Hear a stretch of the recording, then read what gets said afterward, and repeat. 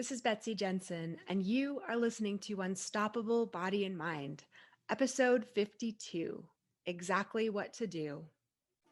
In this podcast, we learn to upgrade our brain and understand the power of our thoughts, to heal and to create the results we want in our life. Become the person in control of your healing and make peace with your life. Become unstoppable, body and mind. Hello, my loves. Welcome today. Thanks for joining me. I hope you're enjoying this podcast, Unstoppable Body and Mind. If you have, please go over to iTunes and give it a rating and a review. It really helps the podcast be found by more people. And if you haven't checked it out yet on Instagram or YouTube, you can see me actually filming the video of this podcast. And so you can see me talking as I'm talking. It gives you the whole audio visual effect. It's super fun. All right. So today, the concept of someone telling you exactly what to do. Wouldn't that be great? If you're listening to this podcast, you may be struggling with some chronic issues with pain or disease or fatigue, not feeling good in your body. And usually the people on this podcast, I think a lot of people who are listening to this podcast have tried everything that they can think of to do. And if you think about them, usually they're the physical things, right? Like changing your diet or modifying how you move or restricting certain activities or getting massages, things like that. Physical treatments for your physical body. And then you might be at this place where you've found out that it's possible that some of your pain, maybe even all of your pain and your disease is caused by your thoughts and emotions, by those heightened levels of stress, by your nervous system being so ramped up for so long that some of the signals get mixed or some of the structures break down. So that's great news, right? You're starting to find out that there are other alternatives other than treating your body in a physical way. There's this whole biopsychosocial approach to your body. And just as we are trained with everything in life, we want a to-do list. In fact, we want a quick fix. We probably would prefer a pill or something that we can just do very easily. But even if it takes some work, I think a lot of people at this point are ready to do the work, but they want to know exactly what to do. I remember having this sentiment in physical therapy school where we were learning about different injuries in the body and how to treat them. And I thought it would just be easiest if they had one big book about all the different possible injuries that could possibly happen and how you would treat each one. But what they were teaching us were general concepts of how to evaluate a patient and to treat for general types of things independent of the body part. So, for example, if I was learning how to evaluate someone's ankle, I wouldn't just learn about all of the specific ankle injuries, but I would learn in general how to check for swelling and how to treat for that, how to assess the range of motion in a variety of joints, and then how I would apply that to the ankle. So they were teaching us more of the meta skill of being able to evaluate and treat anything, anyone, and not have a list of things memorized. And I get it. It was frustrating. And I have some good news for you, some bad news and some good news. Because if you think of it like bad news, not that we have to label it, get all judgy about it, but the news that people maybe are not as happy to hear is that what works for one person might not work for another. Where one person might get a lot of benefit from 10 minutes of journaling, someone else might need 30 minutes of journaling, or maybe they are in a support group, or maybe they're getting coaching, or maybe they are doing a meditation series. people can get different effects that are helpful to them. I think depending on where they are in their life, what they're open to, and really what their body is ready for. So it's a little bit nebulous as far as what exactly works for someone. But there is some good news too, because there's actually a way of learning the meta skill of learning to tap into your own body, your own intuition, your own higher knowledge, your inner voice, and getting those answers for yourself.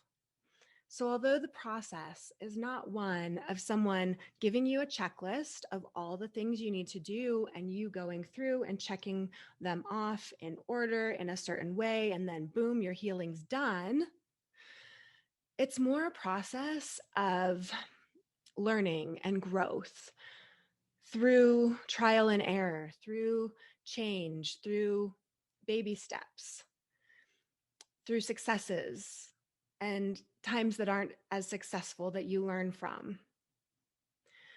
And even thinking of the goal as not a place that we just get to where we're just healed, but thinking of humanity as always in continual healing, always on this journey and this path. Because as we grow and we evolve, new things might come up for us, new realizations of the old patterns that we have from our childhood, the old programs in our brain that aren't serving us. And not everything comes up at once and then gets healed and it's done. And the goal is not to be completely pain free 100% of the time. Just like our goal would not be to be awake 100% of the time or full 100% of the time. We have these contrasting emotions for a reason, and pain does serve a purpose.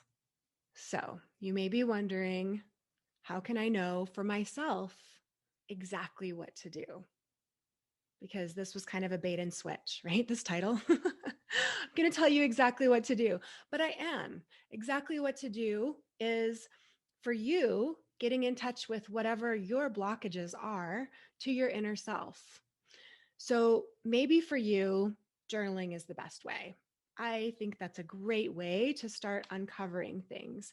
If you haven't tried it, then absolutely try listening to that episode I have about pen vent, describing that journaling process where you just write without any kind of filter, as if you're just a child having a temper tantrum, just spewing out all of the negativity. You get it out, you can rip it up or burn it and move on. That can be super helpful in just uncovering some of the subconscious thoughts and old feelings that can be there. Maybe you're someone that doesn't really feel any emotions. You've kind of repressed them to the point that your body does it automatically. You might not even feel like you get very angry or upset. You're just kind of even all of the time. So, for you, really labeling your emotions might be a really good first step. What am I feeling? I would suggest getting a chart that labels a lot of different emotions. So, we're not just saying bad or good or fine. You could really get down to the nuances of, do I feel irritated or frustrated or annoyed or worried? Those all have slightly different meanings and different flavors. Definitely for everyone doing any kind of personal work, learning what your thoughts are, just listening to your thoughts, being the observer of your thoughts, detaching yourself and your concept of yourself and your self worth from your thoughts. Just realizing my brain keeps coming up with some of these old beliefs, but that's not a reflection of how good of a person I am or not, or if I've done enough work or not, or if I'll be able to do enough work in the future to get over this. Start by noticing. Meditation is almost universally shown to benefit with any kind of mental work that you're doing, whether it's just for calming your stress level or for actually trying to use your thoughts to manifest things and to have power and for healing. So, if you don't already have some kind of meditative practice, I would suggest something for calming your mind. Now, it doesn't have to be sitting on a yoga mat with a rigid straight back for 30 minutes straight. There can be walking meditations, there can be guided meditations. You could be in a position that's comfortable to you. You could start with 3 minutes. I would start with 3 minutes. Just don't even think about starting with 30 and then getting frustrated that you can't do it. And even with those 3 minutes, don't think that you have to be perfect about having a clear mind. The process is more about noticing when your thoughts are straying and then bringing them back rather than perfection. Another very beneficial thing for getting back into your body, for connecting with your body again to find that higher wisdom and that intuition, is to move your body. So, actually physically moving your body, and especially in enjoyable ways.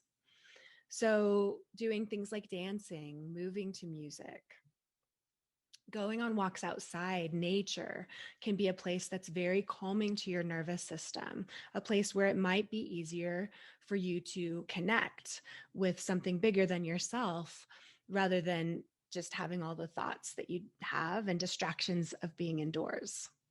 Thinking thoughts on purpose can be very helpful. Having some kind of mantra or affirmation that you say can be very helpful in changing your beliefs, which can heal your body and change your pain.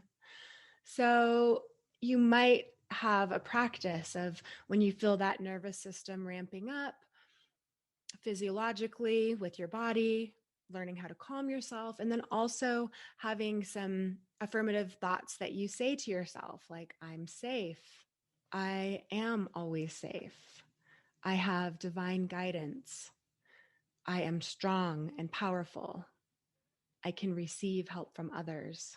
The power of thoughts is something I talk about almost constantly because it's so, so important. So, cleaning up any of those old beliefs that you have, understanding them, thinking new thoughts on purpose, being so compassionate with the times that you feel like you're failing, and having this patience with yourself. All of these things are so important on the healing journey, and some things may be more important at one time to you than another.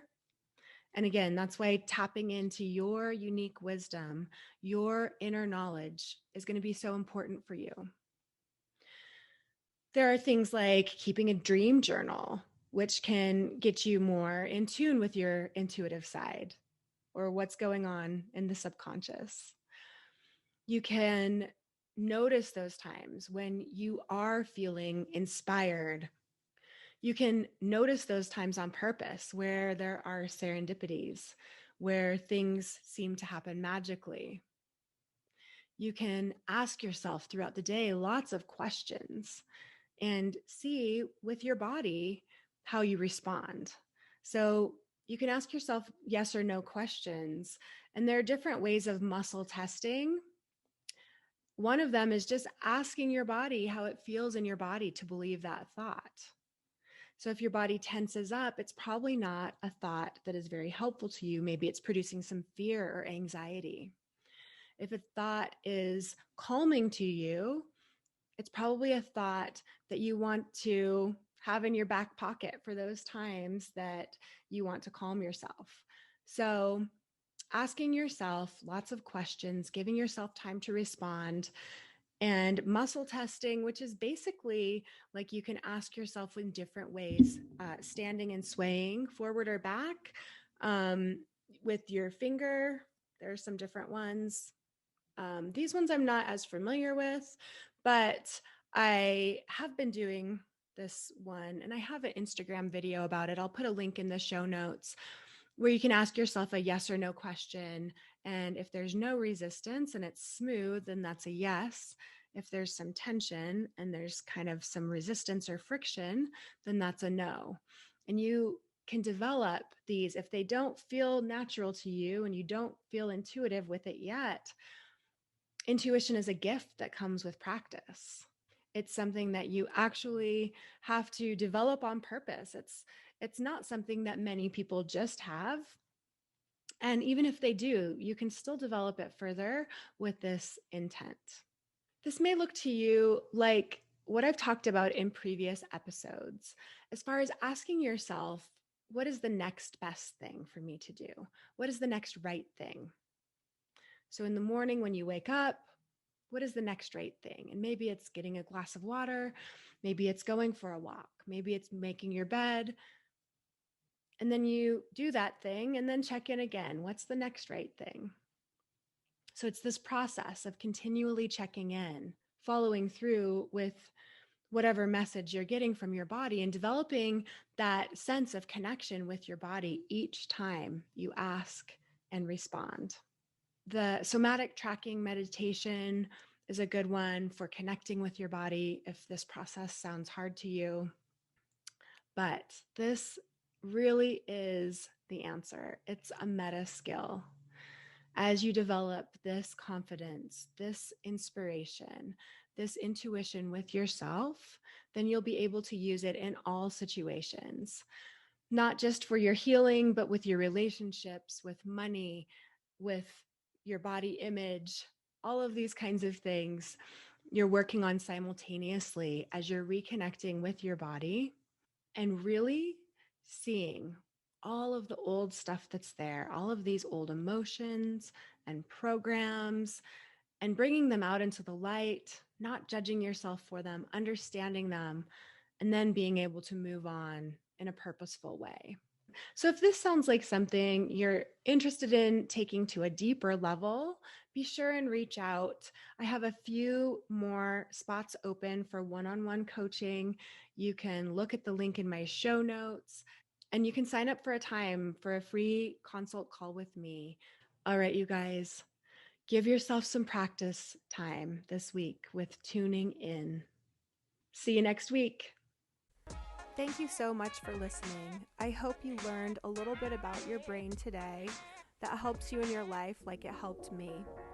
Please be sure and subscribe and leave a review. And of course, be sure and share this podcast with someone you know that wants an unstoppable body and mind.